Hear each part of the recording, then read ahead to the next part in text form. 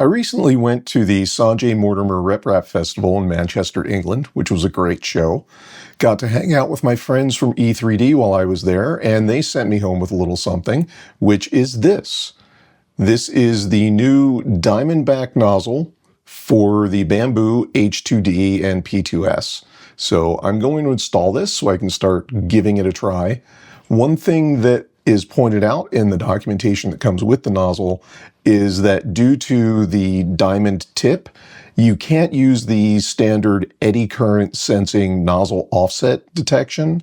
So you have to run the high precision nozzle offset routine, which I wasn't familiar with. So I'm going to throw this nozzle on the H2D and then show you how to run through the calibration so that you can use this nozzle with your dual nozzle printer. So I have the Diamondback installed on the left-hand nozzle of the H2D. And in case you haven't seen these before, and are wondering what's going on with that tool head cover, that is the enhanced tool head cooling fan that will automatically kick in if you're printing filament like PLA that has a tendency to heat creep. All right, let's start the calibration. Go to Settings, Calibration, High Precision Nozzle Offset Calibration. Couple things to keep in mind here. You're going to need 2 rolls of filament. They have to be the same material, and I believe they have to be PLA, and there should be a darker and lighter color so that the system can see the contrast. And if we go to Start, we're going to say this is coming from the external, and this we're going to use spool 1 from the AMS. And says it's starting the task, and we'll let this do its thing and then see what the result is.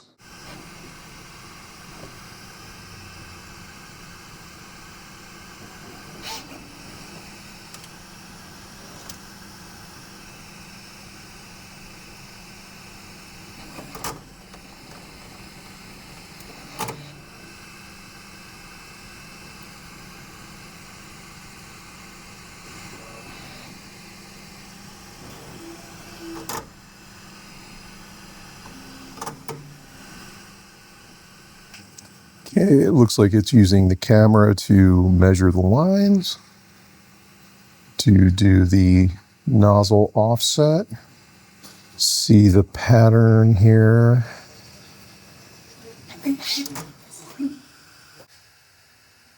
And that's it. So I will run some filament through here and see how it goes. So I'm in Bambu Studio. I've thrown in the ever popular calibration cube. I'm just going to print this off to see what the performance is like with that new nozzle. So I will go ahead and slice the plate. That gives me my time. I'm going to print this in an ABS glass filled, so an ABS GF. And if I print plate, this is very important. Down here in the print job settings where it says nozzle offset calibration, we need to turn that off. That has to be off because the system can't automatically calibrate with the diamond tip nozzle. So we don't need to worry about that because we've done the high precision test. There we go. I am going to send that. That's just going to print from that ABS GF. And we'll see how it looks. The print is done. I wanted to mention that I did get a notification that the system couldn't identify the nozzle. I'm assuming that's because this is a pre-release as of the time of this recording. But looking at this cube, it's really nice. I'm particularly impressed with the finish on that top surface. It does look almost ironed, which is something that was pointed out in the geometry of the Diamondback nozzle itself. So this looks good, and I'm going to continue throwing some filled filaments through this nozzle and see how it does. But it looks like a really good option if you're using abrasive filaments. And yeah, I just can't get over that top layer. So thanks again to E3D for providing me with this nozzle, and I will have more stuff coming at you soon.